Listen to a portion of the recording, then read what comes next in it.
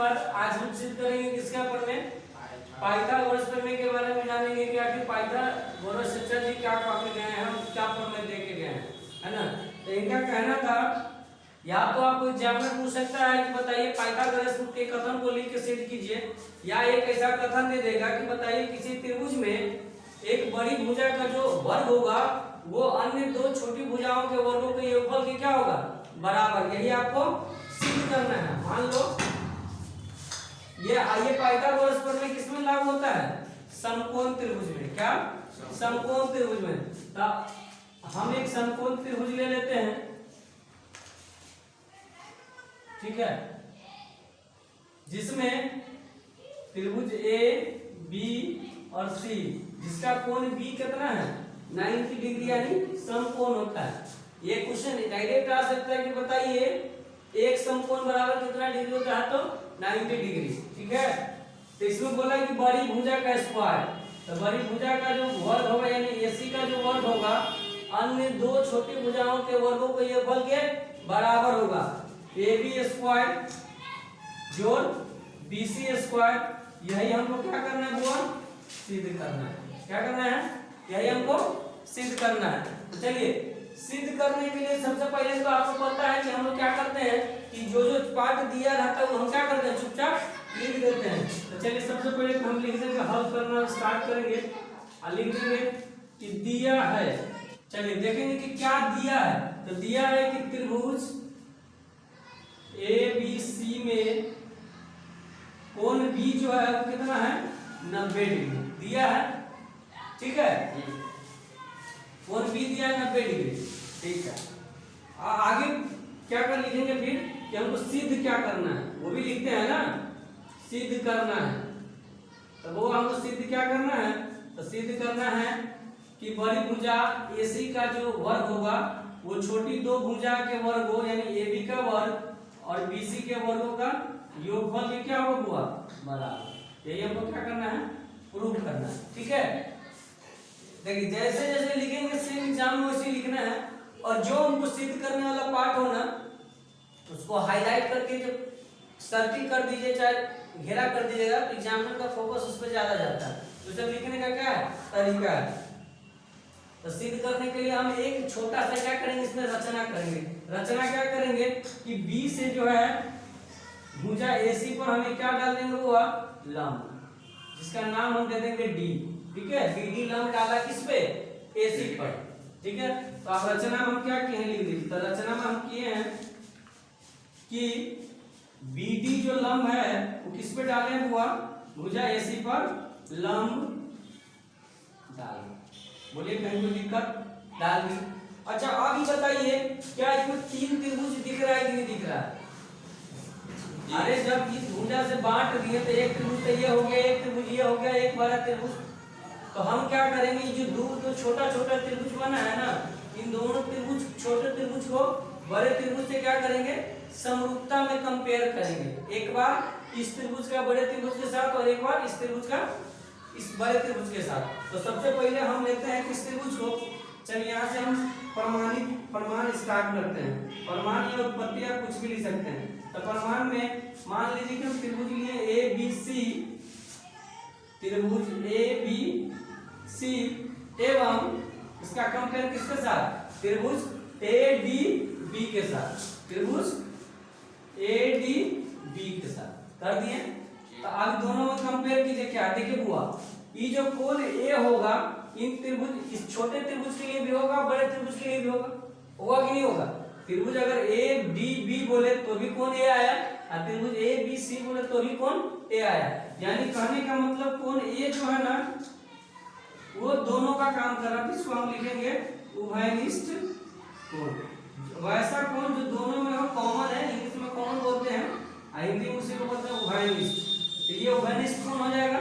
और देखिए इसमें बड़े त्रिभुज में एक कोण यहाँ 90 डिग्री है कि नहीं है, और इन छोटा त्रिभुज में ये कोण डी भी तो 90 डिग्री है। आपको पता होना चाहिए कि जब भी किसी शीर्ष से किसी भुजा पे हम लंब डालते हैं तो लंब दोनों बगल 90 डिग्री का कोण अंकित करता है, बनाता है। तो एबीसी में अगर बी कोण समकोण है तो इस एडीबी में कोण डी भी तो समकोण है, तो हम लिख सकते हैं कि कोण ए बी सी। आपको पता होना चाहिए कि कोण जहां भी पॉइंट कोण होता है उस पॉइंट को बीच में लिखते हैं, तो ए बी सी। इसका कोण समकोण कितना है, डी पता है, हम ए डी भी लिख देंगे, कोण हो जाएगा ए डी बी। आई दोनों क्या है, तो हम लिख देंगे कि प्रत्येक कोण बराबर कितना डिग्री हुआ, 90 डिग्री है। तो आप बताइए, समरूपता में हम पढ़े थे कि जब भी एक त्रिभुज के दो कोण दूसरे त्रिभुज के दोनों कोणों को योग के दोनों कोण के बराबर हो जाता है, तो दोनों त्रिभुज समरूप हो जाता है कि नहीं हो जाता है, किस पढ़ने से, ए समरूपता से। तो हम लिख सकते हैं इसीलिए त्रिभुज एबीसी समरूप हो जाएंगे त्रिभुज एडीबी के, और किससे, तो ए समरूपता से। होगा कि नहीं होगा वो बता, नहीं हो जाएगा समरूपता से। और जब ये दोनों त्रिभुज समरूप हुआ, तब हुआ उसके जो संगत भुजा होती है समान अनुपात में होती है कि नहीं होती है। तो संगत भुजा में कौन भुजा, जैसे मान लो कि इस त्रिभुज के 90 डिग्री के सामने कौन भुजा है, एसी है ना, तो एसी का अनुपात किसके अनुपात के बराबर होगा, तो इस त्रिभुज में जो 90 के सामने भुजा कौन है, एबी, तो एबी के अनुपात का होगा कि नहीं होगा। चाहे आप यहां से भी लिख सकते हैं, अगर ई भुजा हम एसी लिए हैं तो ई भी भुजा हम इसका क्या लेंगे, एबी लेंगे। इस तरीके से भी बताए थे समरूपता, नहीं बताए थे। यहां से देखिए, अगर ई भुजा को हम लेते हैं एबी, तो इस भुजा क्या इसका हम क्या लेंगे, एडी। समरूपता बताने का तरीका, समरूपता अगर त्रिभुज हो गया तो जैसे जैसे त्रिभुज को लिखे हैं पॉइंट वाइज, तो उस तरीके से आप इसका भी अनुपात ले सकते हैं। अब देखिए एबी और एडी कैसे आया, तो देखिए एबी जो है इस बड़े त्रिभुज का परपेंडिकुलर साइड है, लंबवत साइड है, तो इसका लंबवत साइड क्या होगा बताइए, ये बीडी लंबवत, इसका जो लंबवत साइड होगा, अगर इस त्रिभुज को हम ऐसे खड़ा करें तो इसका लंबवत साइड एडी हो जाएगा कि नहीं हो जाएगा। ये देखिए, ये त्रिभुज ऐसे ऐसे देखिए, तो ये 90 डिग्री है, तो 90 डिग्री का सामने लंब और ये परपेंडिकुलर, ये बेस हो जाएगा। तो ये त्रिभुज हुआ कि नहीं हुआ। तो इसको अगर हम क्रॉस मल्टीप्लिकेशन गुना करेंगे, इसको हम लिख सकते हैं कि AB का गुना AB से तो हो जाएगा AB स्क्वायर हो जाएगा, और इसको हम लिख सकते हैं कि AC गुने AD। बोलिए कोई दिक्कत, इसको समीकरण 1 दे दिए, ठीक है। अब आगे करेंगे पुनः, अब दूसरा में क्या करेंगे पुनः, है ना। अब त्रिभुज क्या करेंगे, त्रिभुज इसके साथ बड़े त्रिभुज का कंपेयर करेंगे, तब फिर लिखेंगे त्रिभुज ABC एवं, अब त्रिभुज कौन लेंगे बुआ, देखो ए बी सी लिखे है ना, बी मतलब 90 डिग्री है कोण, तो इस तरीके से त्रिभुज को लगेंगे, उसका कोण बी 90 कहां आना चाहिए बीच में। तो देखो हम इस तरीके से लिख सकते हैं कि बी डी सी लिख सकते हैं, त्रिभुज बी डी सी में, बोलो। तो इसमें देखिए कि इसका जो कोण सी है, कोण सी इस छोटे त्रिभुज के लिए भी है और बड़े त्रिभुज के लिए भी है, तो हम लिख सकते हैं कि कोण C बराबर कोण C, हम बोल सकते हैं कि बुआ ये दोनों कोण कैसा है, अनिष्ट कोण है।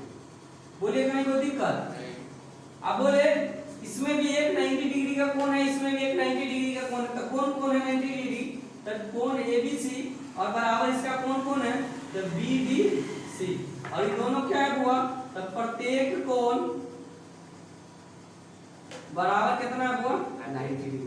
बोलिए कहीं कोई दिक्कत है तो, है तब हुआ जब इसका भी, इसमें भी दो एंगल दोनों त्रिभुज के एंगल में बराबर है, तो दोनों त्रिभुज ए समरूपता से समरूप होगा कि नहीं होगा।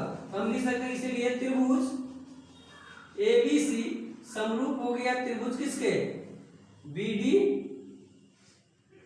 सी के, किससे, ए समरूपता से, नहीं होता है ए समरूपता से। तब हुआ जब ए समरूपता से इस दोनों त्रिभुज समरूप हुआ, तो इसके आगे का पोर्शन कीजिए, जब ये त्रिभुज समरूप होता है तो दोनों त्रिभुज की संगत भुजाएं समान अनुपात में होती है, तो इसका बड़े त्रिभुज का 90 डिग्री वाला कौन सामने कौन है, बोलिए 90 डिग्री के सामने कौन है, एसी है, तो एसी लिख दी, और इसके बढ़ता इसके 90 डिग्री के सामने का कौन है, बीसी है, तो हम बीसी लिख दिए। बोलिए आप यहां से भी लिखना चाहते तो देखिए एसी, अगर एसी यहां लिखे तो यहां बीसी लिख दिए। समरूप का ये मतलब होता है ना, आप चाहे तो यहां से भी लिख सकते हैं, तो बीसी हो गया बराबर। अब हमको क्या लिखना है, अगर हम इसका बीसी लेते हैं तो इसका हमको क्या लेना होगा, डीसी। है। BC मतलब क्या, इसका BC का मतलब, इसका BC का क्या मतलब कि इसका ये क्या है, आधार है किसका, बड़े त्रिभुज का इसका आधार है। तो इसका आधार क्या होगा बुआ, बोलिए इसका आधार क्या होगा, ये BC हो जाएगी। हाँ, तो हम बोल सकते हैं कि हमारा जो होगा ये BC अपॉन BC। बोलिए कोई दिक्कत, अगर यहां से हम क्रॉस मल्टीप्लिकेशन करें तो BC का गुना 2 बार होगा तो BC का स्क्वायर अब बराबर हो जाएगा AC गुने BC। ये हो गया समीकरण क्या 2। देखिए समीकरण की 1 हमारे यहाँ है, समीकरण 2 हो गया। तो हम अब क्या करेंगे, इन दोनों समीकरण को जोड़ देंगे। तो समीकरण 1 जोड़ समीकरण 2, अब दोनों को जोड़ेंगे तो जब भी आपको पता होगा, पहले बताए हुए हैं कि जब भी दो समीकरण को जोड़ेंगे तो बायां पक्ष को बायां पक्ष के साथ और दायां पक्ष को दायां पक्ष के साथ, यही काम करते हैं ना। तो बायां पक्ष में इसमें देखो क्या हुआ AB स्क्वायर, तो यहाँ लिख देंगे हम AB स्क्वायर। इसका बायां पक्ष क्या है BC स्क्वायर, इसका हम लिख देंगे BC स्क्वायर, कोई दिक्कत। इसका दायां पक्ष क्या है देखो AC गुने AD, और जोड़ में इसका दायां पक्ष क्या है AC गुने BC। बोलो कोई दिक्कत। अब इसको हम आगे बढ़ाएं तो ये AB स्क्वायर प्लस में हो जाएगा ये BC स्क्वायर, ये हो जाएगा वो AC अगर कॉमन आ गया तो ये हो जाएगा AD, ये हो जाएगा कितना BC। बोलिए कोई दिक्कत है। ये AB स्क्वायर प्लस में ये BC स्क्वायर, आई हुआ AC, इसको देखो तो AD plus BC, AD plus BC ये मिलकर क्या हो जाएगा AC नहीं बना देगा। अरे ये AD और DC ये दोनों जोड़ेंगे तो AC हो जाएगा।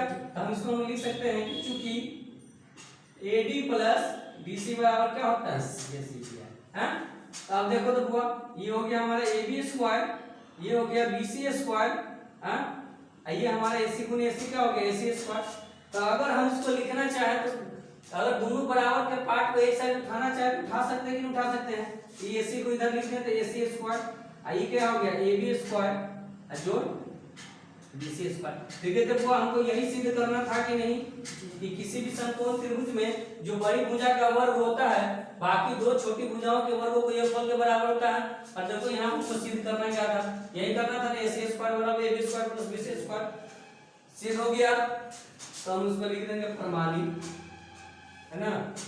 ये संस्कृत में तो क्या लिखेंगे इति सिद्धम, इंग्लिश में लिखना तो प्रूफ। बताइए क्या लग रहा है कि सब थ्योरम्स को रटना पड़ना है। अगर सिमिलरिटी का कॉन्सेप्ट क्लियर है, समानता का कॉन्सेप्ट क्लियर है तो इसको रटने का जरूरत है। मैथमेटिक्स रटने का चीज ही नहीं है। मैथमेटिक्स को जितना आप रटिएगा वो उतना आपसे दूर भागते चला जाएगा। मैथमेटिक्स में कॉन्सेप्ट क्लियर होना चाहिए, बाकी आपका सारा जो सवाल है आपकी मुट्ठी में है। बात समझ